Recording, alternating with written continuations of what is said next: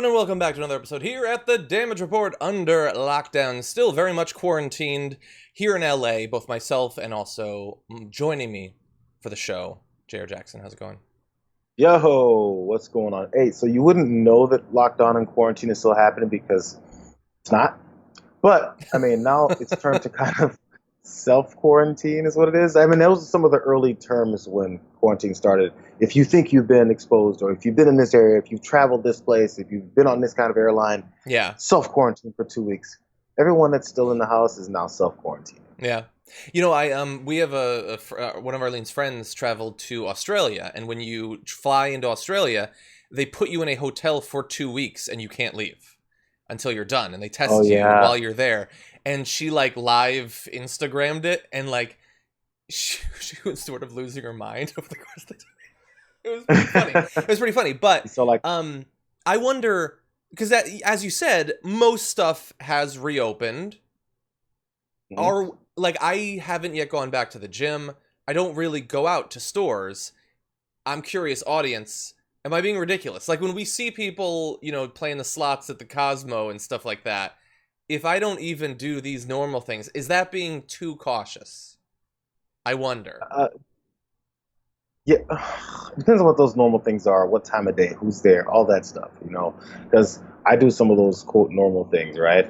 A couple of these stores have opened, so I've been to a few, but I only go when there's a few people there. If I see a line, you turn back out of there. I don't even stand in line because I was like, I understand. Yeah.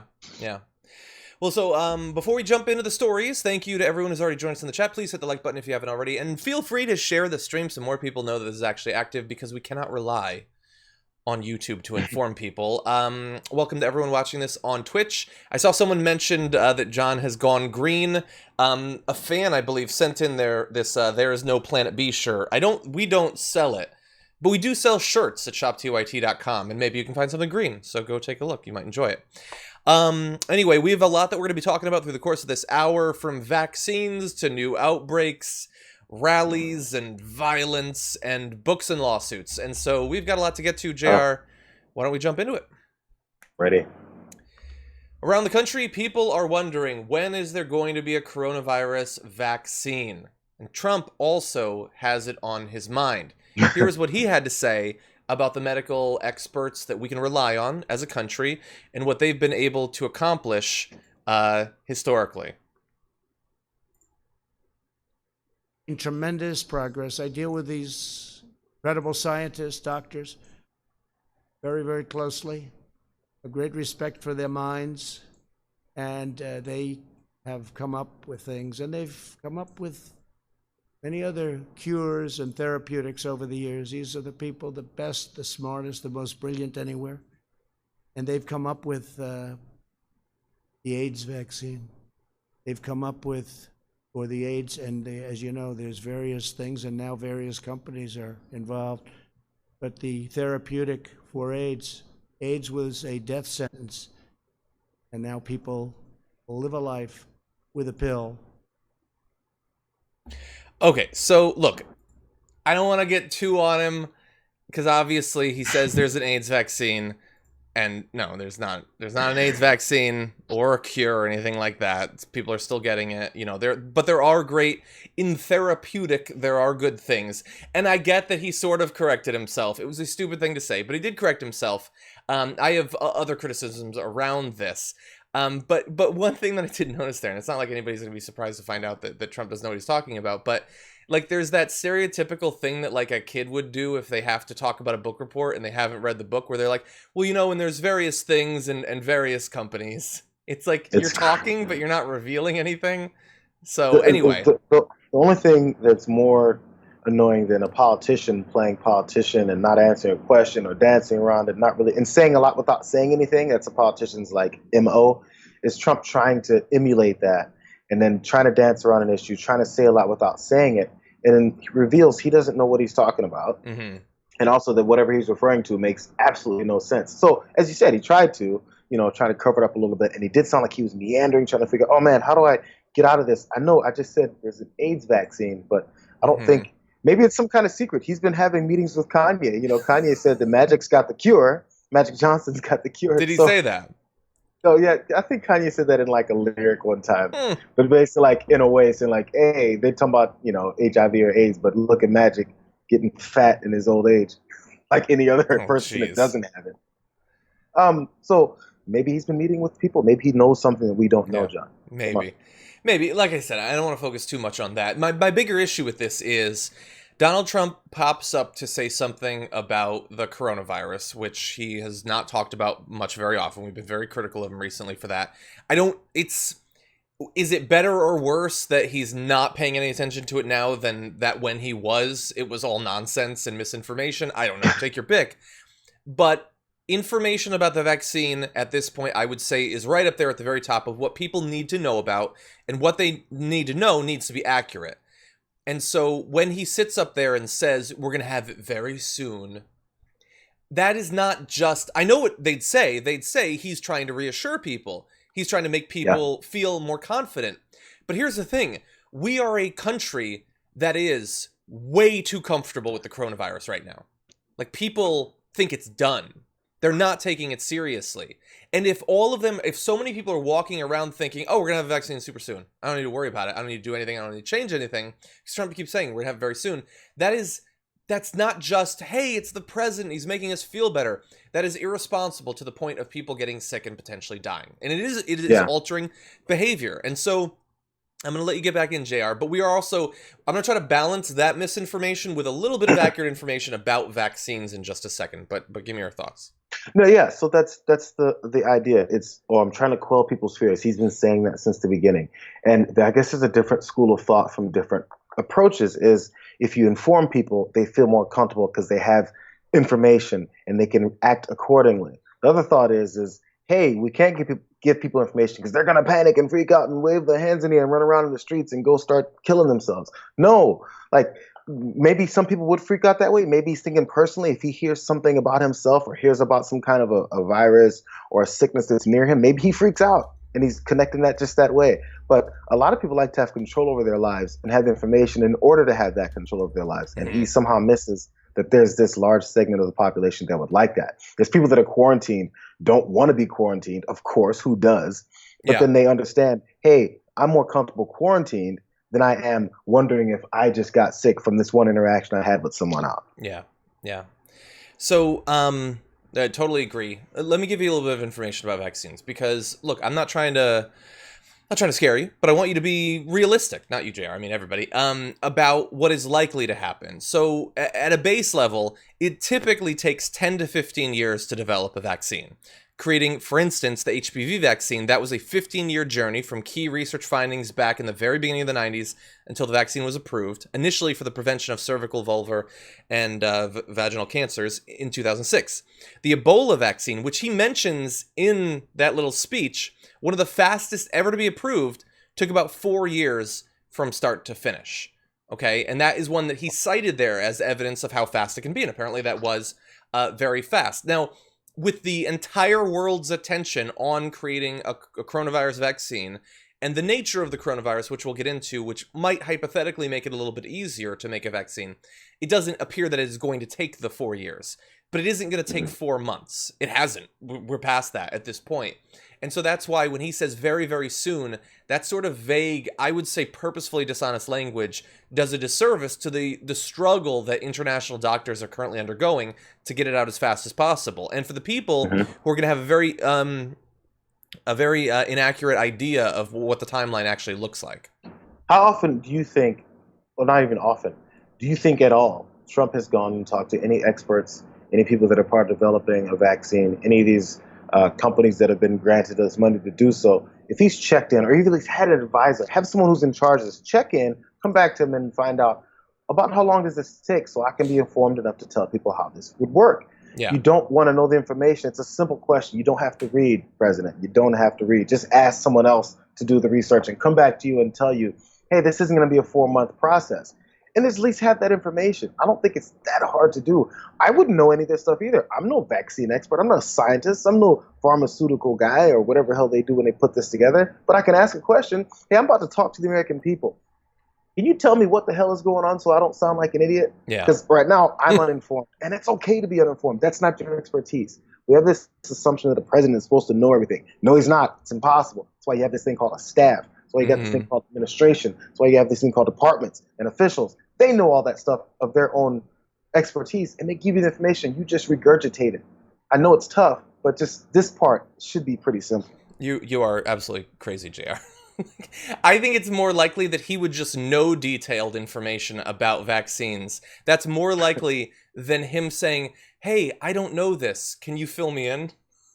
Like, Oh my he's God. not going to do that. But it would be great to have a president that wants to do that. So some more information about vaccines. People need to understand that vaccines vary in how much immunity they provide. So there are some that are extremely effective, like the MMR vaccine. 1 dose is about 93% effective at preventing measles. 2 doses, which is the CDC recommendation, is about 97% effective. And so understand that even in this case, this is like the prototypical, very effective vaccine case, there is still a chance that hypothetically you could become infected with the thing that it's protecting you against. So bear that in mind.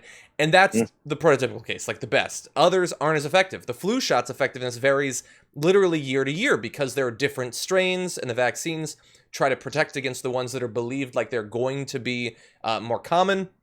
During the last flu season, it was about 45% effective at preventing infections. The year before, it was just 29% effective. So understand that. And I will just throw out here again, as I always do, the people who maybe now in the comments are like, why do you care about the 118,000 people that have died of coronavirus? That's just like 2 years of the flu. I will remind them, the flu is still killing people during the coronavirus pandemic. It hasn't gone away. It's not like, the viruses have to like rock, paper, scissors for access to our immune system. It's still there. And so bear that in mind. It is likely... So there are things about the coronavirus that apparently make it, like I said, from what I have read, a little bit easier to create a vaccine. And there are multiple different ways that they're trying to create a vaccine for this. Targeting things like the so-called spike protein that involves the way that it gets into the cells and all that. But there is also an international rush to produce it. And I can't speak for other countries, but if Trump, if like the CDC or the FDA or whoever it would be, like we have a test, we have a possible vaccine. It's, it's like fine. It's like 25% effective or something like that. Is Trump going to accurately communicate that? Is he going to pump the brakes, or is he going to rush it out as fast as possible? And look, maybe even that would be helpful. Maybe it would be good to have that, as long as we understand it's not a total cure or a total prevention. But I just don't trust him or the government while he's the head of it. We already have our template for that, and we already have the answer. Number one, he'll say it's 100% effective. We saw how he was touting hydroxychloroquine when there was absolutely no clinical studies or any kind of thing to let him know that it's effective, that it's going to do something. But he's declared it for months. So we already know what he's going to do if there's a 25% effectiveness. He's not going to tell anyone. And number two, the reasons he won't is because it'll cause a panic. It'll cause people not to really believe in it. And then people will continue to stay away and not build up the economy so I can get reelected. That's the whole idea he's got. And he's already shown us that's going to be his approach. So why would he change now? There's absolutely no reason. Yeah, 100%. So anyway, look, obviously everybody hopes that it gets out there as soon as possible. That's what we want. That's certainly what we need to save lives. But, we can't allow the desire for it to, like cloud our mind or make us susceptible to misinformation. And so take these things with a grain of salt. And let's with the opposition to things he says in quarantine and us libs, I'm going to say it like I've said every time. I can't wait to get back outside. I was outside yesterday. Yesterday I went to a store, and yesterday I went to the beach, and then I ran along the edge of the sand where there were fewer people. So yeah, I can't wait to get back there. Yeah, maybe I shouldn't have gone on a run, but in doing so, you take precautions because I'm trying to keep track of what's happening and then work accordingly. I haven't run every day. In fact, I haven't run in 2 weeks. Partially because of it. So I just want to dispel the rumor that people who want to follow by the rules and make sure things don't happen worse aren't happy sitting up in the house all day. Come on. Exactly. Jared, don't get down on yourself. You may have taken a little bit of time off the cardio, but you look great. You're doing fine. We shall discuss. Yeah, we will. Alluding to conversation for the show. Anyway, okay, so we have more on the coronavirus, but I want to jump to a little bit of the response from the audience. So in terms of super chats, Dick sent in a message saying chocolate, milk, And Ben & Jerry's Jimmy Fallon ice cream is the best breakfast a liberal could have. I think Dick is guessing what my breakfast was, and you're close, but not quite. But anyway, no, in terms of Ben & Jerry's, I don't know if it's a new flavor, it's new to me. The Justice Remixed flavor is great. Really? Go out and it give sounds it a try. like it sounds like there's a lot in there, and busy ice creams are just not my thing. You know what? Let me bring up what's in it actually, because it is so good. Okay. Justice Remixed. This is a quick research, John. I feel like this is a tab that's been saved on your bar. Shut up. Why did it autocomplete? Anyway, it's cinnamon and chocolate ice cream with gobs of cinnamon bun dough and spicy fudge brownies. So it's like spicy and cinnamony. It is so good. Breakfast, lunch, dinner, doesn't matter. So good. Anyway, and Ben & Jerry's, they're good. You know, they're good progressive, so I don't mind promoting it. I wish this show could be sponsored by Ben & Jerry's. We need to work on that.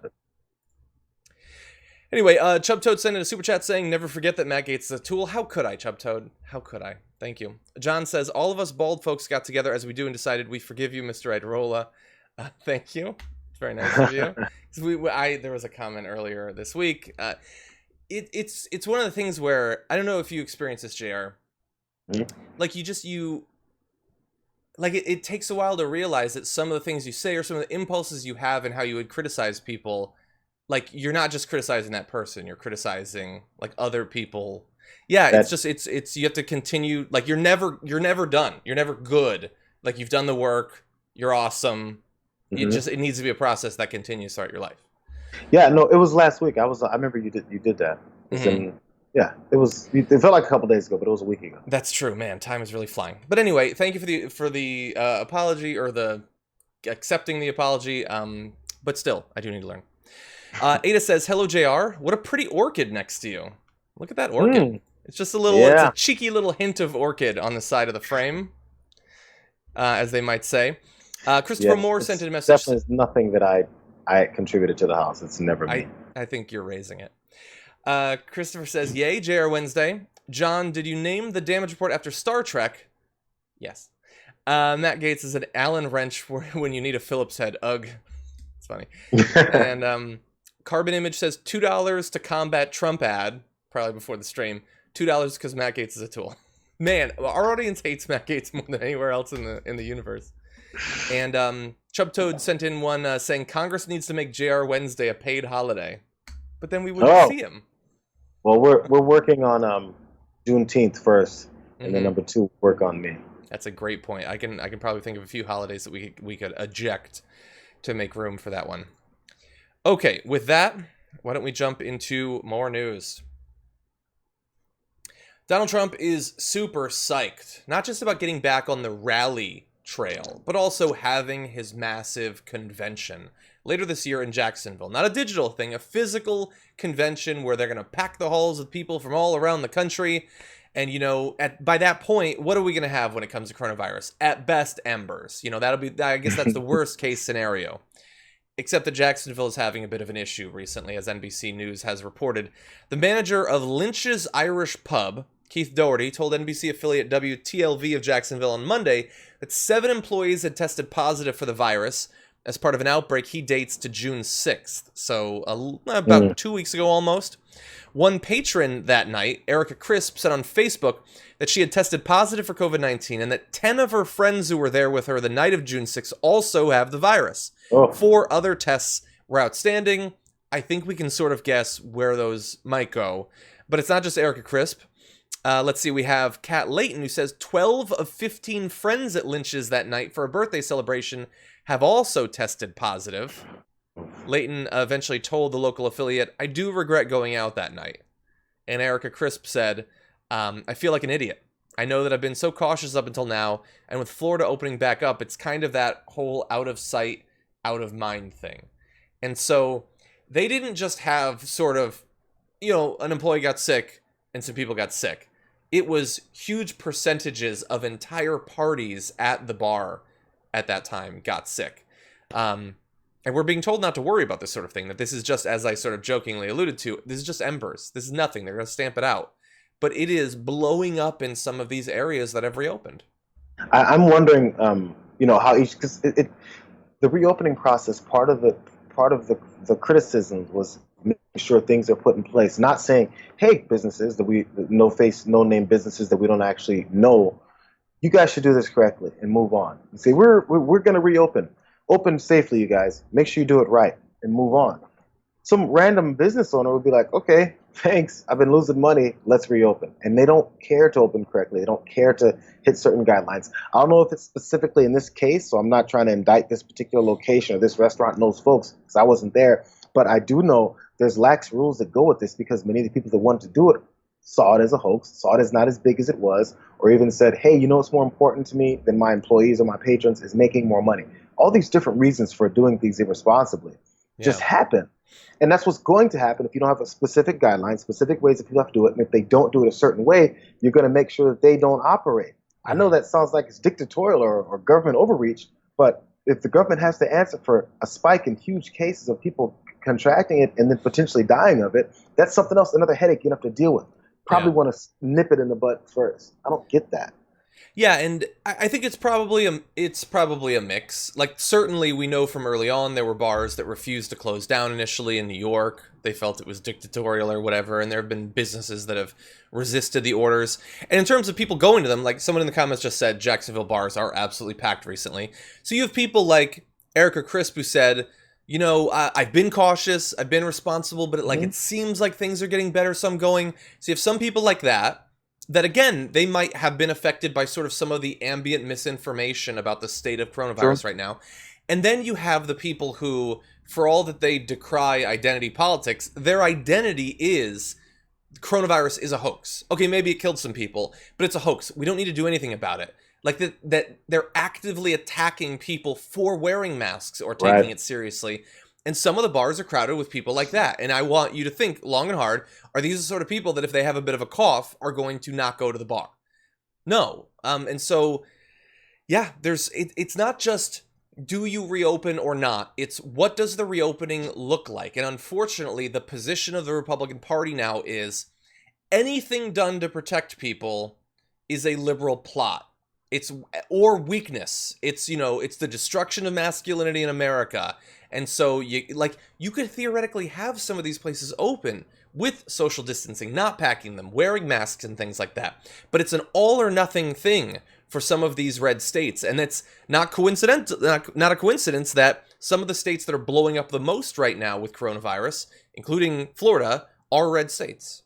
Yeah, and also red areas. So in Southern California, again, everyone thinks it's a liberal bastion. If you go to Orange County, if you go to anywhere else, it's a little more outskirt. You can find it within this in general, but the places where a lot more rules are being relaxed and people are held as accountable are many times red areas, because they know the constituents there are less likely to really take it as seriously, maybe due to the fact that they're listening to the politicians that they trust versus the ones that they don't trust.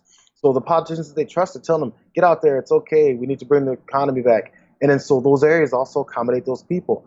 It's accommodating the thought processes for the people. There's some areas that opened, and then they still had issues with making any money because people still didn't show up. Those areas, those are personal decisions. So it depends, and you have to see if it's convincing certain people to do things a certain way, and they decided not to. This is the result of it. Yeah. And look, the bar did reopen. They closed to clean and then reopened. Look, I guess that's being responsible, but I don't look at that and think, oh, good, then it's done. Then we're good. Yeah, so I'm going to go back to that bar where 35 people just contracted it in one night. So also, cleaning... Well, really fast. It's not just them. There were outbreaks at other bars in the area, too. I don't want to get too much on lynches specifically, but bars in Jacksonville. Bars. The country. It's still out there. That's really my point. There's a restaurant bar right next to my place. I drive by it every day. It is now full. I don't know about the inside. I know that parking lot is full again. I was like, oh my God. And there's not a line out the door. So it's, again, this is right here. So it's sad that that's the approach we have to take, but it's kind of going to be that way. Now it's all left for people to avoid it or take part. Yeah. And, finally, just... we talked about in the beginning that the fact that the convention is going to be there, the Republican convention. I don't know what it's going to look like by that point. Still a few months away, but I do know that if you look back over the entirety of the pandemic so far in Florida, I would say that we are not in the best of times. That goes back to before April. That's like when we started lockdown. The first date is March 14th. And we are seeing way more cases in the last couple days than at any other point. We are not, so like, and that's why I gotta show this graphic. We're not just talking about cases are going up there, Arizona, Texas. They are way higher than they were back when people were actually socially distancing. You know, the time when we took it seriously, and the cases, look at there. You started to see it go up in April, in the beginning of April, and then it levels off really. And there's little spikes up and down, but nothing crazy. What were we doing then? We were staying at home. We were locked down. They got rid of that. Cases go up. You can't explain that, to give a Bill O'Reilly line, but we can explain it. It is I understand that Tucker Carlson, who makes way more money than me, spent night after night saying there's no scientific reason to believe that lockdowns work. I would point to this and say maybe there's something to being away from people with germs. Maybe that's better for the spread of disease than being right near them in a bar. It's the testing, John. You know, because when you test, then suddenly people catch it. Why? I don't understand why they infect the test with coronavirus. It's a horrible idea. And again, if it was just tests go up, cases go up, okay, that's not great news, but you sort of expect it, but hospitalizations are going up as well. Okay, want to read just a few quick super chats, especially one that I saw with Kimberly sending a super chat saying, "Can we see Sprocket today?" Oh, only if he meanders. If he wanders by. If he wanders by. Suldash sent in a message saying Target made Juneteenth a paid holiday for workers. That's good. Did they? And I looked it up. Target, Best Buy, and U.S. Bank. It's a growing list of employers are recognizing it now as a holiday. So they will be closed, I assume. They don't need it says employees paid there. holiday. Right. So I imagine if they just pay people to come to work, that's not much of a change.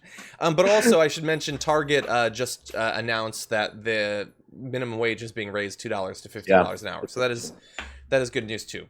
Two good stories involving Target. Because, by the way, these companies also have been thriving during quarantine. Oh yeah. Oh, I mean, there are lines, in the supermarkets in LA, but the Target lines, I haven't been to a Target in months. The lines are insane. No, they're doing okay. Okay, a little bit more on the super chats. Jules, thank you. Amanda says Matt Gaetz is the frat paddle of tools. Charlie Ellis says Matt Gaetz, a tool he is. Skatari says Gaetz is a tool, but McConnell is still worse. I mean, undoubtedly. Absolutely. Undoubtedly.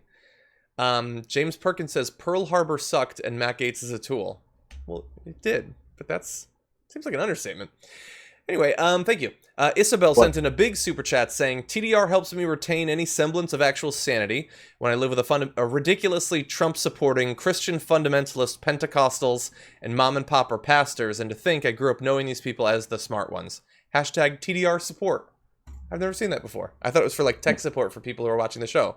But thank you, Isabel. Very nice of you.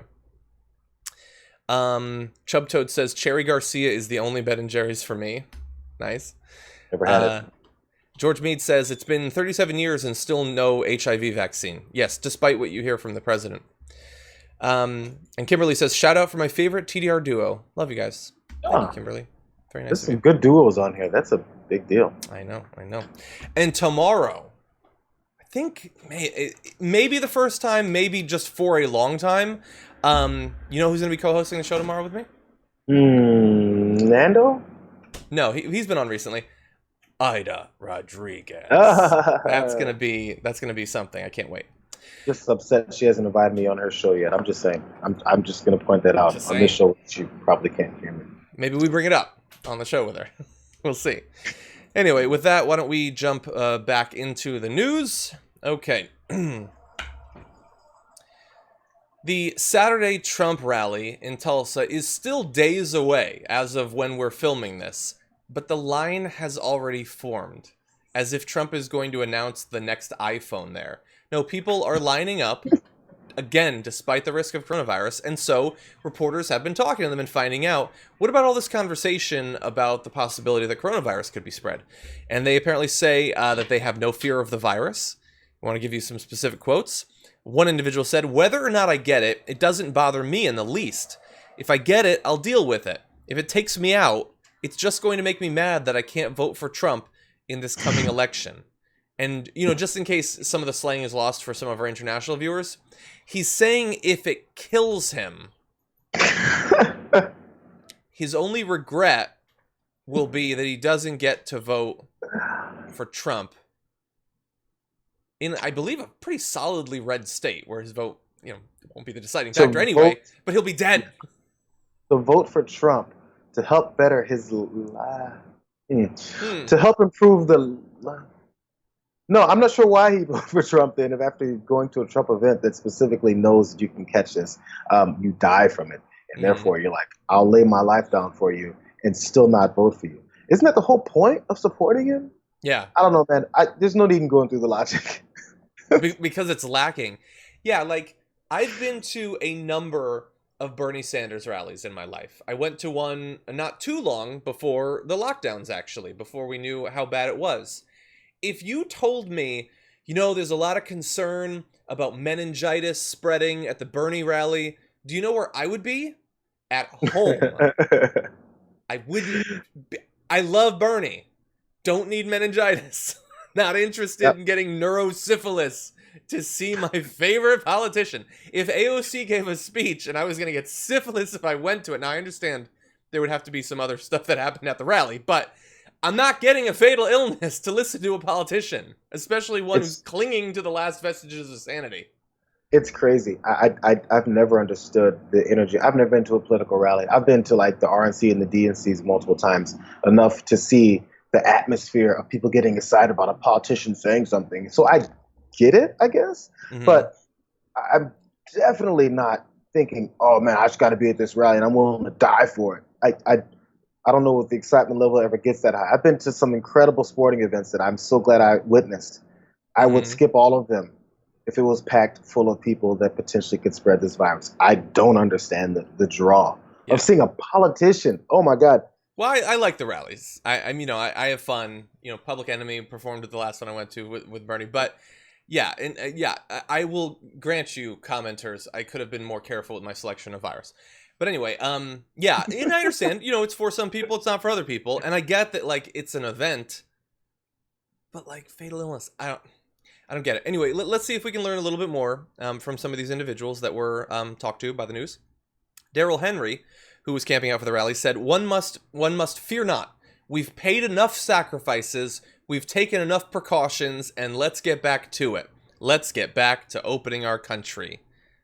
We're going to agree to disagree on how much of a sacrifice not going to a Trump rally is. But let's bear in mind, this is not like, I guess even school, or that the jobs need to like resume. This is a 100% optional rally. And I don't know if you saw this, Jayar. We talked about it in the show yesterday. They're gonna have overflow in. They're opening up a second convention center a couple blocks away for more than twice as many additional people, who will be packing in and potentially getting exposed to coronavirus and won't even be at the rally. Trump isn't gonna be there. You could go to a convention center in your city. Trump's not there either. Come to my house. We don't got Trump. You can go down to the Staples Center in LA. We'll pack the house to watch on TV. To watch Trump it on over TV. in Tulsa. And look, I like trying devil's advocate. I once went to UConn, and there was a year where both the men and women's basketball teams both won the national championship. And I remember watching the women's game on big screens in the basketball like arena. Yeah. Like they had a crowd there. Didn't catch anything fatal. And if I had heard that a particularly nasty cold was going around, I wouldn't have gone.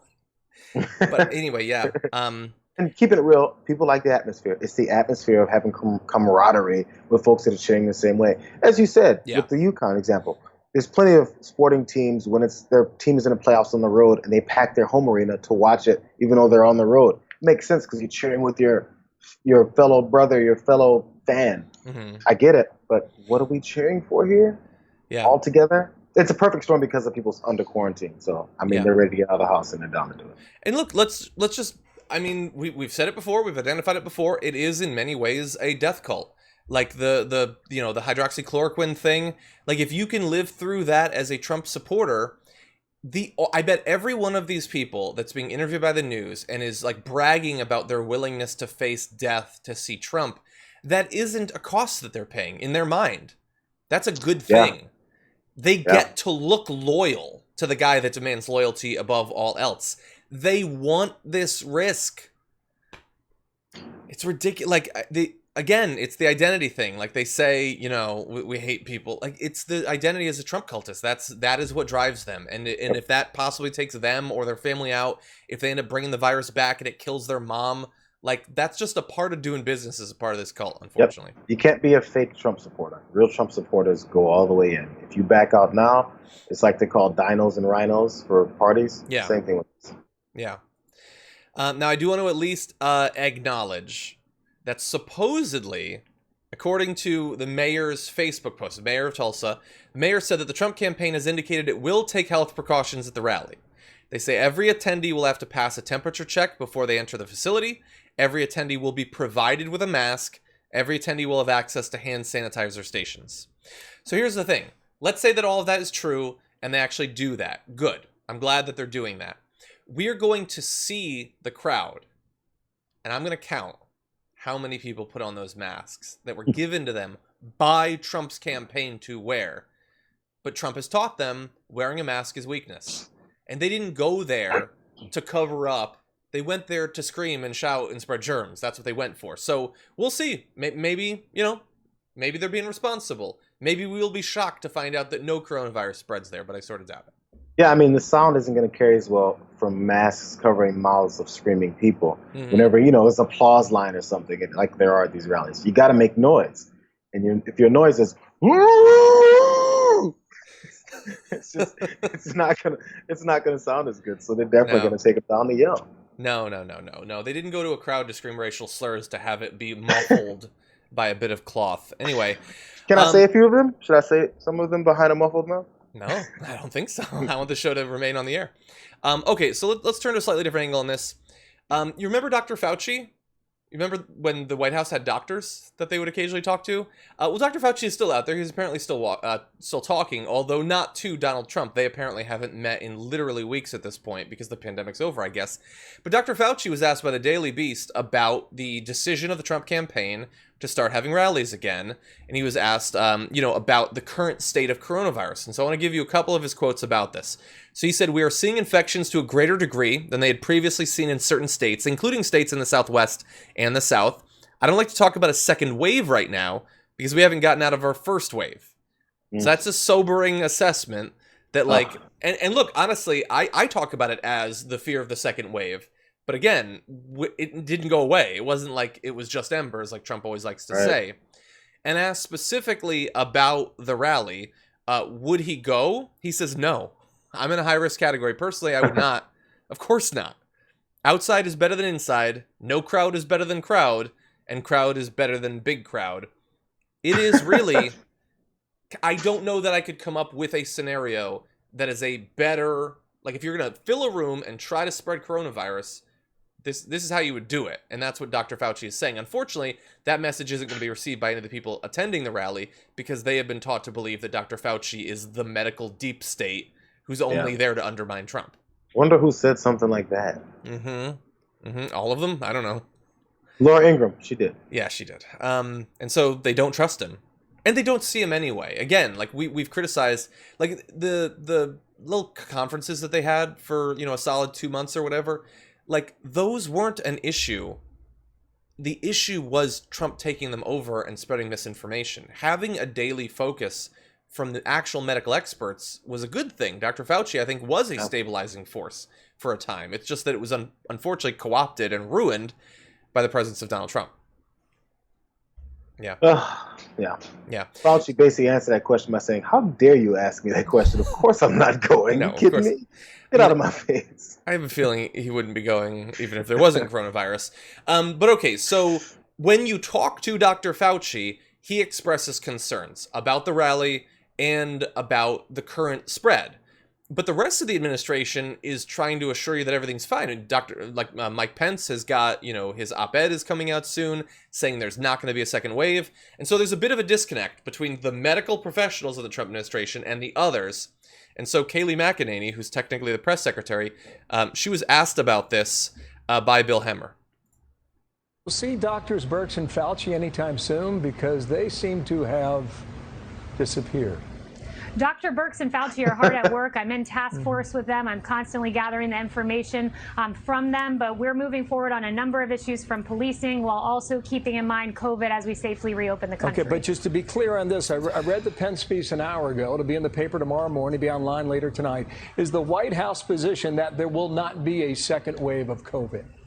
Our position is that we're monitoring it. We can't predict the future, but we think we're at a place where we have this under control and we'll keep it under control. But we're monitoring each and every day to ensure that there is not a second wave anytime soon. Let's hope that's the case. Kayleigh, thank you so much for your time. Okay. It's not. I mean, I get this isn't a Kayleigh McEnany thing. It's a press secretary thing. They're not thinking, they're just saying what they're told to say. They're using talking points and all of that as we safely reopen. Like, again, the narrative of the safe reopen, like, we're seeing cases go up in multiple states. Like, it's such a ridiculous evasion. And why is Mike Pence, she's saying we can't say for sure if there will be, but we're trying to stop it. But Pence is saying there's not going to be a second wave. Kudlow was a couple days ago saying, no, of course there's not going to be a second wave. And notice that it's all of the non-doctors that are speaking with so much assurance about the current state of the pandemic and what's going to happen in the future as well. Yeah, the heads of the most powerful country in the world are their basis for why there's not going to be a second wave when they haven't acknowledged the first wave is that we don't think so. Based off of what we assume, we're working to make sure. I can't tell you how, but I think that's the basis. No, there's no concrete evidence. There's no numbers. There's no we've been tracking this. There's no our approach is this. Therefore, we've deemed that this will get there. It's just we believe so. Mm-hmm. There's literally nothing behind it. There's a reason why they don't believe in science and figures and smart people. It's because those types of folks is too much work.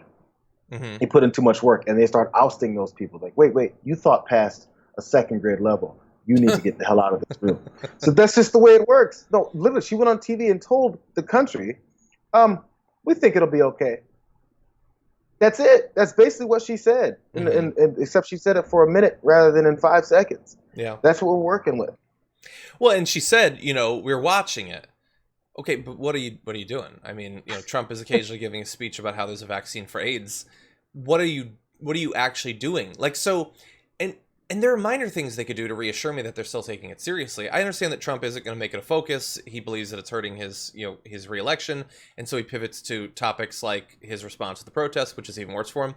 But how about this? When there's spikes in Texas and in Florida, why doesn't Trump give a speech encouraging these Republican governors to reinstitute at least some form of social distancing and mandatory mask wearing? Not lockdowns. I know they're not going to say that because they believe that that's trampling on the tree of liberty or whatever. But encourage them to have people at least wear masks. In Texas, where they are breaking records every day in hospitalizations, you don't need to wear a mask in grocery stores. Yeah. He could do the minimum to pretend that as they're watching it, as Kayleigh McEnany says, that they're doing anything in response. Right now, it's less watching like a protector and more watching like a pervy voyeur. It's like you like what you're seeing, and so you're just letting it continue. It's sick. And you know what? And as things repeat themselves, this has always been the theme. We're getting a blueprint of how they take these things. So the first time he says, we've got 12 cases, however many he said, 15 cases, and soon it's going to be down to 0. That was his prediction before. And look what happened. Now the prediction, now from Mike Pence being the new mouthpiece for what Trump is saying already, they're all saying Trumpisms anyway. So he went on and said, hey, you know what? We're not going to have a second wave. Oh, it's already over. You don't have to worry about this. You don't have to worry about that because I said so. We already know what happens when you make predictions. Yeah. You're wrong. So there's no reason to believe you this time. I'm not sure where their credibility has anything to stand on anymore. Yeah. I'm still... I understand that even probably fans of the show are getting sick of me expressing the thought I'm about to. I am still astounded at how little people care about what has happened and what is continuing to happen. Like when the 15 and it's going to be down to 0, like I could go back and see what we were saying at the time. I'm sure we were saying, well, that seems ridiculous. It's certainly not going to. But what if at that time you would turn to me and said, I think there's going to be 120,000 deaths in the next few months. Like, I would think you're insane. It's so much worse than we imagined. And the only thing more impressive than the massive rise in deaths is our ability to normalize it and pretend that nothing is happening. Hey, and John, I know this is one of your main things that drives you. So just imagine. Remember, before this happened, there's no way anyone would imagine the world would basically have to go into lockdown over a pandemic, over a virus, right? So remember all the warnings that have been going on about global warming, the effects on crops, the effects on populations, the effects on migration, the effects on the storm patterns that destroy cities that usually wouldn't be destroyed, and we call it all fake and a fraud and a phony and driven by stupid scientists. So imagine if when those things begin to happen, our reaction. Again, it's another blueprint how we as Americans are going to approach a disaster that we've been warned about this time. Exactly. And no one seems to pay attention. So just imagine. Oh, yeah, there's that whole hurricane coming at me. But Donald Trump said it's okay. He said this is not going to happen. That's a liberal hoax. Yeah. We're not approaching it right, bro, because we don't take anything seriously.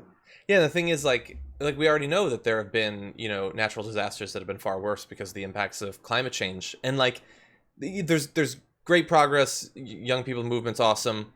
But the idea that, well, something is going to happen that'll be so terrible that it'll get through to people. I mean, what? Let's say a tsunami hits Florida and wipes out Miami. It's not going to happen. I don't think that's how weather works. But let's say that happened. Well, that would be a shock to the nation. Yeah, but for a month? Yeah. Maybe 2 months? Yep. Let's say 100,000 people died in Miami because of a tsunami or something. What, 6 months later, we're going to have passed a Green New Deal? Maybe. I don't know. After seeing the way we dealt with this pandemic, exactly. I don't know if there's anything. If Canada invaded, it would seem crazy, right? But for how long? How long until it's we'll get to it eventually. Think about the way they talk about the effects of climate change. They joke at how people, look at this hair-pulling AOC. Food shortages, really, really AOC. Get out of here. Yeah, they do. She'd have been and then the same people would have said, really, AOC, quarantine, coronavirus, in the house for months, whatever. God. Yeah, it's sad, but you are 100% right. Okay, let's see what's going on with the audience for a bit. We got 2 more stories we got to get to. I see in our production document, I'm not sure if it was... Oh, Bart said this. JR, I am with you on crazy ice cream. I draw the line on Ben and Jerry's. Stephen Colbert's American Dream. It's vanilla ice cream with fudge-covered waffle cones and a caramel swirl. That sounds great right about now. Anyway, okay. Gotta cap it at 2 things. Cinnamon buns. That is a good ice cream. Anyway, Robert says, I'm interested what information will be released in Trump's niece's book and John Bolton's book. Thank you, John and JR, for your service. Keep going. Robert, we're actually going to be talking about that in just a little bit. Paul says, TDR is great. My evening news show. Paul from Scotland. Thank you, Paul, and thank you, Scotland. Jared says, Dr. Fauci released a public statement that we're still in the first wave. Yes, we referenced that. Meanwhile, people in power are acting like this is an unavoidable second wave to wash hands of responsibility. Yeah. In an election year. Man, what a gamble. AJ, thank you. Janet says, hi, guys. Just wanted to say I love you both and the TYT fam. Thank you for your hard work. Thank you. Justin says, I've missed the show for the last 2 days, and I feel like a bad progressive. Happy Wednesday, my dudes. Justin, there's one way to repent. Watch those old episodes. No, I'm kidding, but thank you for watching this one. Matthias says, hundreds of healthcare workers lost their lives battling the coronavirus. Washington Post, good article with ages, stories, and photos. Exactly. And as a country, we briefly acknowledged that. We briefly thought of them as heroes, and we needed to do anything we could to support them. And now... Get out of my way. I gotta go to, 7-Eleven or something. I don't know. Yep. Which I do go to, but I wear a mask. Amanda says, I have no idea why specifically, but Matt Gaetz is a tool. Hey, John JR, hopefully we get puppies today. Do I have a puppy? Still haven't seen him. We're gonna try to get Sprocket, but if not, I will have a puppy. And Vernon says, why is it that I can only trust TYT for real news? Well, there are other great sources for news. You know, you can go to The Intercept. There are other good podcasts and shows and stuff like that. But thank you for your vote of confidence. I do appreciate it. Okay, with that, Jay, are you ready to get into something serious? Let's do it. Okay. 1 second. Okay. During the last few weeks of protests, there have been multiple instances of violence. And if you only get your news from the mainstream media, especially if it's from Fox News, you probably believe that it's because of Antifa super soldiers that are rampaging across the country killing people. In reality, that's not really the way that it has shook out. Even in particular cases where initially violence, especially against police, were identified as being committed by leftists, very often turns out not to be the case. So I want to run you through a few instances of this. So first of all, we have an Air Force sergeant linked to an anti-government movement charged with murder and attempted murder on Tuesday in the shooting death of a federal security officer outside a courthouse in Oakland, California last month. So this is a story that developed over the course of the past few weeks with the initial shooting and then eventually a shootout with this individual when he was eventually tracked down.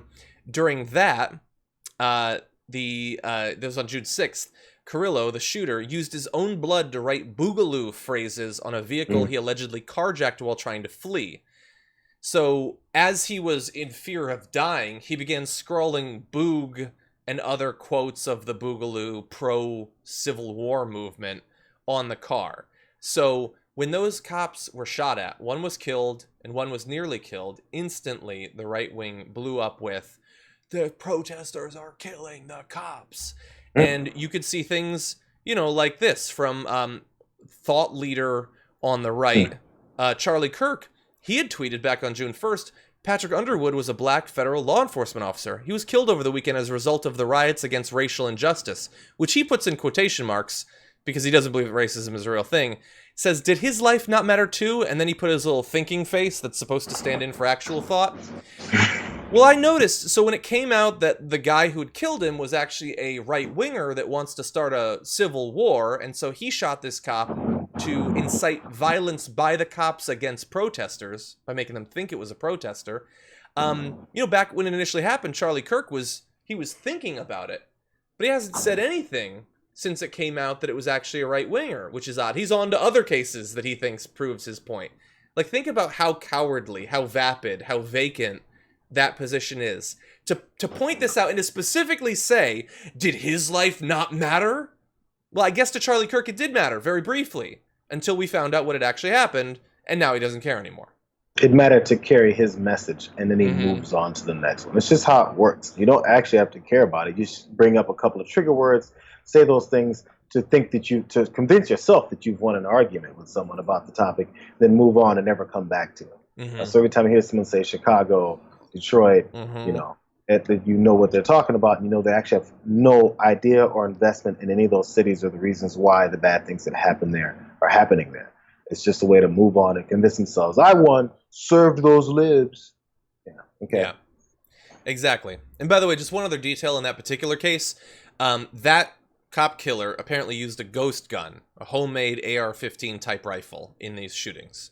So bear that in mind. That's a story that we've talked about on TYT, the fact that they are able to, in some cases, even 3D print components for these untraceable assault rifles. Seems like sort of a big deal. Hey, all I'm saying is, I've seen the president tweet out Antifa in all capitals with exclamation points to make sure we know who he thinks is doing the violence. Is he tweeting out the Boogaloo movement stuff? Is he tweeting that out? Is he talking about how it's disastrous and what they're doing to the police officers? Because I thought he cared about police officers' lives. I thought blue lives matter. Yeah. You know, the thing is, I don't remember if it was on yesterday's show or if it was 2 days ago, but we got a super chat from someone saying, why aren't you talking about the cops that have been killed? And I said, look, any of this violence is terrible, but I understand that these protests draw in opportunistic, violent people. At the time, I didn't believe that it was likely that it was a right-winger that had done it, but I'm not going to use the limited time I have while this nationwide movement for substantive police reform is going on to stress something that could have just been opportunistic violence. Like, does that person now no longer care? I'm curious. Like, the right, Fox News, they were all over this thing. Do you think that they're talking about it? Like, did Tucker Carlson talk about it on a show yesterday? Like, oh my God, yeah, these right wingers, these militia guys, they're actually killing cops in the streets right now and trying to pin it on peaceful protesters. Is that a story that they're doing? Of course it's not. It's all misinformation. That's the whole point, is to make sure you push that thing a certain way. It's maddening. Oh, I had a really good point about this, but continue on. Sorry. I apologize. Feel free to jump in if you think of it. I want to give you a little bit more information on another case. So this is something that I believe we talked about yesterday. So we had, at a protest in Albuquerque, protester was shot by a counter-protester, who we knew at that time was a right-winger. So 39-year-old Scott Williams was shot several times in the torso in critical but stable condition, is still alive. Stephen Ray Baca was the individual who did the shooting. And generally, at least on TDR, we don't really show pictures of people who commit these sorts of violent acts. I don't want to glorify it or anything like that. But sometimes you do need a little bit of contextual information. So I guess we'll break that streak and we'll show you one picture of the shooter in this case. Oh, it's a picture he posted of him wearing a MAGA hat at a Trump rally, because he's a Trump-loving militia member. That's who he is. And he put himself in a position where he could justify shooting an individual that thankfully is still alive. I've watched the video. It certainly looked like he had killed that guy. And again, so violence at the rallies. Someone was shot. Again, a right-winger. Just like in Seattle, the guy who says he's part of the KKK, it's not clear if he actually is. He tries to run down protesters, then shoots someone and walks away into the crowd. Right-winger. Why aren't they talking about this? How can you have months, or at least a month, of protest coverage focused exclusively on violence and never actually identify the people doing the violence, the right-wingers and the cops? It's all Antifa. I don't know if there's a single Antifa person at any of these protests. Certainly, no one in the DOJ, the FBI, has been able to track down a single one. But they just talk about Antifa. People are getting shot left and right. Cops are being killed by right-wingers, exactly as we said at the beginning. That they're going to infiltrate these things and they're going to try to pin acts of violence on the protesters. It is what we said at the beginning, and we've been seeing it in city after city. They don't care. And there's the other part of it. So if you actually don't, first of all, they're fans of the violence. That's what they want, because it's getting to the end point of blaming it all on protesters, because that's the way they can operate. It's the only leg they can have to stand on is a false one. Number two, if you actually care about the violence, if you care about businesses being destroyed, if you care about police being harmed, the ones who aren't out there killing folks and having to go and do their job and stand out there and fight with people because they've been told to by their commanders, how about maybe the legislators, maybe people who are in charge of changing the rules, maybe police chiefs? They should say, hey, everyone, we want peace. We're going to reform this whole situation. We're going to pass real laws, not the things like what Tim Scott is leading and what Trump signed with his executive order yesterday. We're going to do something for real. We're going to listen to you, and we're going to do something differently so that the violence can stop. If you want the violence to stop, do something about it. If you don't, then don't do anything about it. So you purposely miss the point of how you can end this. You can end it really easily. Just change the way you do things and tell the people, we're going to change the way we do things. We hear you. But you can't do that. So you obviously don't want anything to end. Yeah, that executive order. I mean, we'll see what ends up happening with the bill, but... Bill is the same thing as the executive order. Exactly. Same thing. Exactly. And one other thing I wanted to focus on, we haven't talked much about it, it was in the news yesterday, but the cops had accused Shake Shack employees of putting bleach in their shakes, and they were getting sick. There was an investigation. There was no evidence that actually happened. But that'll the same stick. as... What's that? But it'll still stick. Yeah, it'll stick. Yeah. This correction, maybe 1 in 100 people who have passed around the memes that, Antifa anarchists have been poisoning cops. No, it turned out that it didn't happen. And this is just the latest in the cops lying about violence towards them. With the concrete milkshakes, there was no evidence of that. They say this all the time. Today in the news, there's the, Officer Karen thing going around where she says that they delayed bringing out her McMuffin because she was a cop. I've waited for food at McDonald's, didn't know I was a cop until that moment. Yeah, she's worried. It's all misinformation. She's worried because there's a large segment of the population that's very upset with police officers, and she's worried that the people are going to start retaliating. I understand that paranoia, because I get paranoid sometimes about things that I just assume might be happening around me. You know what I do? I avoid those situations. So if I'm a cop and I'm worried about McDonald's poisoning my McMuffin, I'm not going to effing McDonald's. I'm bringing my own lunch, I'm packing it and putting it in the back seat. That's what I'm doing. And maybe it's a hassle, but if I'm severely worried about it, I'm not going to put myself in that situation then. Yeah. Someone in the comments said, but didn't Trump say bleach was good for you? Exactly. Oh yeah, no. And by the way, they tried to say in San Diego that the protesters were putting bleach in leaf blowers and blowing it towards the cops. There was no evidence of that either. They just lie and lie and lie. Jesus. You By mean the way, chemical warfare? Maybe like tear gas? Maybe. yeah, exactly. That they're using. Yeah, there was a news report of one protester who was arrested for picking up and throwing a tear gas canister back at the cops and was charged with assault with a deadly weapon. Oh, It's like, what? When did it become deadly exactly? Anyway, and yeah, by the way, like even watching The Officer Karen, like if I see someone who's like, severely distraught, I'm, a progressive, I get sad or whatever. Let's say you are a cop who got it for the right reasons. You're one of those kids who were when you were 8 and someone asked, what do you want to be? And you grew up, you're like, I want to be a cop. I want to help people. Let's say you're one of those people. If the anti-cop sentiment is so bad that you can't order a McDouble, maybe it's time for reform. Maybe there's something to it. Yep. It's the way the country's always been. You ignore and you push back on reality and actual change, and then you say it's BS. Mm-hmm. That's just the way we operate. We're too good to listen to you. Yeah. Okay, we don't have much time, so I want to roll right into the last story. Donald Trump, not a fan of books, but it isn't often the case that he sues multiple authors in a short period of time, but that might indeed be happening for both Mary Trump, his niece, and John Bolton. There are a variety of legal threats and attempts to stop their upcoming books. With Mary Trump's Too Much and Never Enough, How My Family Created the World's Most Dangerous Man, and John Bolton's The Room Where It Happened. Very different books, one about sort of the internal legal strategies and crimes of the Trump family, and the other, Trump's disagreements with Bolton about foreign policy, things like that. But we expect that the books are going to come out soon, and we already know that Mary Trump is expected, among other things, to talk about how when Trump's father got Alzheimer's, Trump dismissed and derided him as he began to decline, things like that. Look, JR, I don't know what's going to end up coming out in this book. I have very low expectations because she apparently hasn't been much involved in the family for a number of years. And I imagine if she had something super juicy, it probably would have come out before the 4th year of the Trump presidency. What do you think? Is it likely that as an insider she'll have something that makes the threat coming to her from Trump seem reasonable? That he would want to block something? I think the fact that they're even discussing blocking it, because Trump was asking his attorneys, how do we do this to approach to maybe potentially sue my niece because of NDAs signed back in 2000 when they were fighting over the estate, all that stuff. Mm-hmm. So it's the way it's gonna work, and I think it gives some validity to it, but I don't think the fact that it's coming out now, it's gonna be reality coupled with politics. Of course, things are gonna try and come out at the end of a presidency when it comes into election season. Same with Bolton's book. None of it's planned in a way to not be seen during an election season. That's their whole point. That's how they're going to sell it.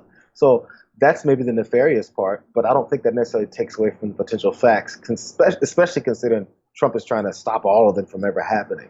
I think that there's validity to it. And Rudy Giuliani going on TV today or yesterday, whenever that was, definitely doesn't help. Yeah. Yeah. Apparently both of the books are already in advance of being released doing quite well. But what a weird situation that, like, Trump has apparently been stewing internally, according to the Daily Beast. Sources are saying, like, she signed an NDA. How could she reveal this stuff? And it turns out he's not wrong. She did sign an NDA back in 2001. Like, think about that. That, like, members of your family have to sign legal contracts to not discuss their relationships with you.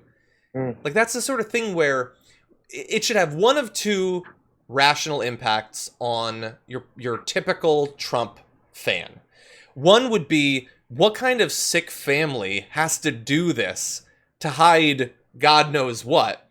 Or, forget what's being hidden, what sort of weird elitist can lock down his family members with legal threats like this and NDAs? No, rally attendee is having NDAs against their niece or anything like that. This is such a weird elitist rich person scheme to cook up, but neither of those things actually break through, and they just see him again. He's one of us, His niece has an NDA to not discuss what she knows about him. Normal person stuff.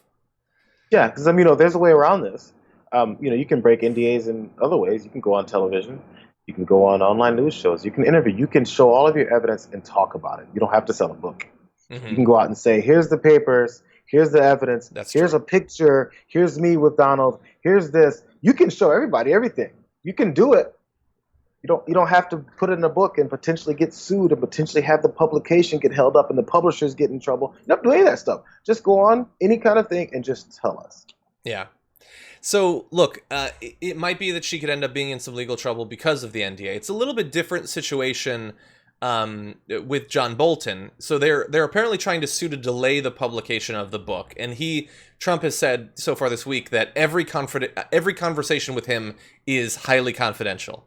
So just a blanket thing, no one can say anything that Trump said to them as a general rule, which under Obama, Fox would have totally been fine with him saying that. But what they're doing when it comes to Bolton, because the book's publisher, Simon & Schuster, has already printed and distributed copies. They're already out there. And the lawsuit didn't name the publisher as a party.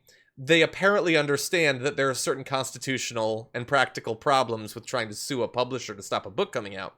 Instead, the Justice Department has asked a judge to seize Mr. Bolton's proceeds from the book deal and to order him to try to persuade Simon & Schuster to pull back the book and dispose of copies until the review is completed. So they know that they can't stop the book from being published. What they want to do is put the squeeze on Bolton to get him as the author to block the book from coming out, which again, I don't even know if he could necessarily do that depending on what contract he has. But and it would be interesting if Bolton does actually block it, then clearly he cares more about the proceeds than the information getting out there. That would look really bad for Bolton if this scheme ends up working. And that's what they're testing him on. It's like, okay, because we can tell he could have said something before, as I just mentioned. It's about making money off it and telling it. So if you want to just make your money and not tell us, let's see if you want to do it. Yeah. We'll test his I guess his, I can't even say it necessarily, but his pride, his integrity. Maybe. And, with both these cases, I don't know what's going to be revealed. John Bolton could potentially, to the extent that you can trust anything that comes out of John Bolton's mouth, and I think there's very little you could. I mean, he's going to have been there for Trump's comments about Iran and other countries, the possible prospects of war. I mean, these are incredibly consequential things, and I remain incredibly worried about, like, if we didn't have the pandemic and we didn't have the protests, if 2020 had just rolled along, God only knows what we would currently be engaged with when it comes to Iran. True. Remember, it seems like a billion years ago, but that's how the year started, was a potential war with Iran. That is still a possibility, and John Bolton might be able to perhaps, shed a little bit of light on that at the very least. Yeah. Anyway, JR, thank you so much. It seems like Sprocket has not wandered by. He has not wandered by. That's okay. We won't hold it against you. To snapping. Exactly. He hasn't yet. Come on, Sprocket. Sprocket! Anyway, looks like we're not going to get him, but we do appreciate you joining us on the show. Thank you as always. Wow. It's a failed JR Wednesday with no Sprocket. Oh, well. It should be Sprocket Wednesdays, actually. Hey, but sound quality, I was going to double check. Sound quality has improved. Am I right, everyone? I saw a comment, actually, yeah. Comment section and let me know because I tried. Yes, if you noticed a rise in audio quality for him, please just put the word yes. I'd like to know. Someone did mention it at the very beginning. And your setup has been solid. Your connection's very good. So, hey, I'm just saying, just a professional. Okay, I gotta get rid of you now. Okay, thank you for joining the show. It was great to have you here. I'll talk to you soon. Yep. And everybody at home, unfortunately, no Sprocket. There's nothing I can do, but let's go through some super chats. Blue Heart Box says, "We love how excited John gets when he talks about dogs. Your enthusiasm makes us smile. Thanks." Thank you. I do love them. I'm seeing a lot of yeses about the sound quality. Thank you. Jeremy says, "Hey John, happy birthday. Matt Gates is a tool. Have you ever played Android Netrunner? It's a fantastic two-person game." Jeremy, I have indeed played, not a lot, but I have some Android Netrunner. I do enjoy it. A little bit complex for me, but it's pretty cool. Jay says, hypocrisy abounds. Some Florida cities like Jacksonville fully reopened, but not wealthier areas like Miami, or arguably, more reasonable and responsible areas like Miami. Can you imagine like the nightclubs of Miami like fully reopened? Okay, Harum says, in a Walmart not far from Jank grew up, nobody seems to care, and they're actually leaving to rubbing on the shelf before they fought over it. Interesting. Thank you. I mean, it's the sort of thing where in a lot of areas, Walmart's like one of the first places that has to be open during all of this, but you could get crowds.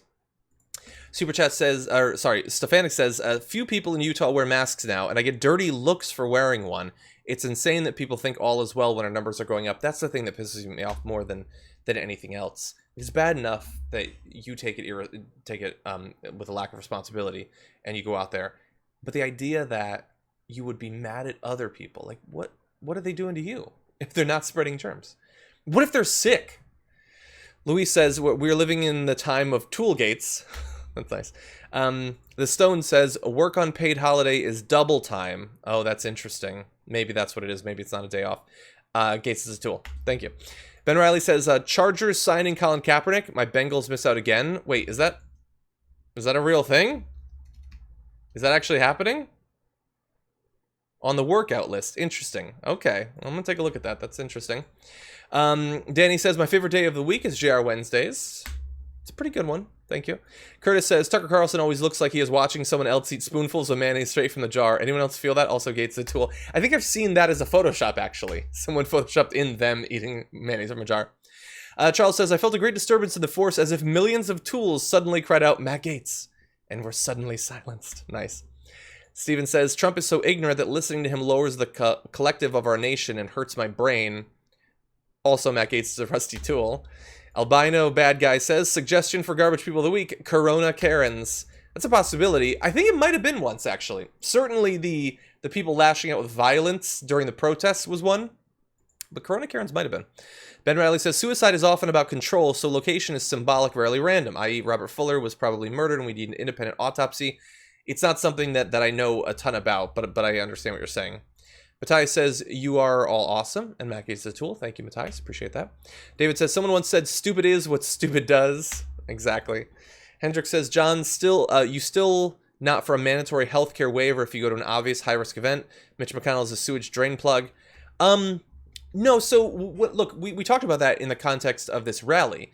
It's not that I don't think that it's necessarily, like, should or shouldn't exist. I think there should certainly be warnings. I just think that this early on, if you, as the person holding an event, know that there's a significant risk, just giving someone, like, having someone sign a waiver is not the responsible thing to do. I mean, a big event I was looking forward to in just a couple of months, Gen Con, was canceled, because to have it would be irresponsible. To have it with a waiver is still irresponsible. So, Lincoln says, Jeffrey Epstein didn't kill himself. It was shady.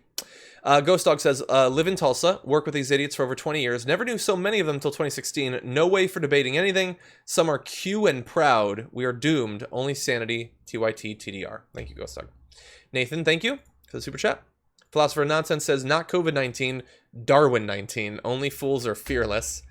Franklin says, Wyoming in June will see some snow. Is that an omen? I don't know. Confirmed cases is 88, but statewide over 1,000. Such is our fate. We must be diligent and love, not hate. Do well. Franklin, thank you. At some point, someone is going to have to collect these into a published work. Latoya says, we should have stayed on lockdown. It's super depressing how we have normalized death. People are more focused on imagined danger from Antifa. 100%. Nicholas says, JR always makes my day. He always makes my Wednesday. Miranda says, the only good infection can be attained from home. Infectious laughter from John and JR. Oh, that was very sweet. Thank you. Wayne says, new Lincoln Project ad out. Weekend Trump noted. Hi, JR. Hi, Wayne. I haven't seen that one, but thank you. John says, Matt Gaetz is a 3.5-inch thick shoehorn. Nice. Joel Hunt says, Mitch McConnell's Senate motorcycle gang is a toolbox. Nice. Ben Riley says, please debate Tim Pool. He's lost his damn mind. Thank you. I'm only a little bit familiar with Tim Pool. I will say, from what I know, I understand that this is my position and most people don't have this position. And maybe I'll change it. I think that debates between politicians can be useful, but the way they're run generally, they're not very useful. People I respect and love engage in these debates, which is their right. I think that they're pointless. I think that they accomplish literally nothing. I think that they are designed to be, and best case are, preaching to the choir and brand building. I just don't see the point. I honestly, and like, I understand that it hurts me, because if I were to engage in some of these, you know, like, there would be articles written and people would, like, get really fierce on either side. And, you know, some people would like me. Some people would hate me, but some people would like me. Okay. But that doesn't help the country. That helps me, maybe. But it doesn't help progressivism. I don't know. I continue to evolve over it. Maybe I'll change my mind. I don't think that there's any point other than personal clout chasing and money, really. And I understand that there are people who, like, philosophically value the concept of debate and want to fight for the few people in the middle. I get that. There are certainly examples of that. We've seen some high-profile cases. I know that Anna, she loves debate and wants to win over those people. But for the most part, like, the people I would be debating, I don't give a damn about any of that stuff. Anyway, Jana says, Jayar and John Wednesdays is my serenity now. Heart you guys. Also, Matt Gates' happy place is the hardware store because there are so many tools like him. Thank you, Jana. Let's see. Nathan Gee says, Antifa stormed the beaches on June 6, 1944. Nice. Hilltop Ironworks says, not to make light of a serious story, but why are right-wing groups named so stupidly? Boogaloo, very stupid. Black Panthers, awesome. 100%. From what I have read, the Boogaloo movement is actually literally named after Breakin' 2 Electric Boogaloo. Why? I don't know. Yeah, look at the Proud Boys. Come on, guys. Names are not that difficult. Dragon Squad. That's cooler, and that's the first thing that popped into my mind. It often is. That's better, and it took me a nanosecond to come up with. Am I scared of the Proud Boys? No. Am I scared of Dragon Squad? Maybe. Atomic Dracula, thank you. Atomic Dracula also said, it's not that you need reminding, others may need the reminder. Matt Gates is a tool, 100%. Alexander says, Trump has no problem suing authors and comedians, but is afraid to sue a 13-year-old who accuses him of rape. He's afraid of depositions. Interesting. Zane says, hey, Johnny Pie, sorry I was late for JR Wednesdays. No worry, Zane, although I might hold it against you. Izzy says, can you producers go back and collect all poems? To which an unnamed producer typed, no. Probably not, but thank you, though. And Shay Smith says, Tucker Carlson needs to be on Garbage People since he thinks it's bad BLM has high approval. There is a possibility. We still have a couple days. You never know what's going to happen, but possibly. And Sage and Candle says, this week was Pagan Spirit Gathering. For safety, it is virtual this week. Zoom workshops, Facebook Live music performances, and posting of pictures, videos, and chats and apps to protect those involved. Very responsible. And I know some of the board game conventions I would normally go to, they're doing it all virtually like that. We're all adapting. Charlie Ellis in the comments says, we are Dragon Squad. Exactly. Anyway, thank you for the breaking news about Colin Kaepernick. That's going to be very interesting to see. Gabby tweeted us, if I don't take a pregnancy test, there's no way I'll ever become pregnant. Well, that's just science. That's just responsible science. Anyway, we are way over. Thank you so much, everybody, for joining me through the course of this show. Tomorrow, Ida Rodriguez. It is going to be a show for the ages, so you're definitely not going to want to miss it. I will also be on the main show later on today, so catch me there with Anna Kasparian. Thank you for watching. I'll see you soon. Stay safe out there.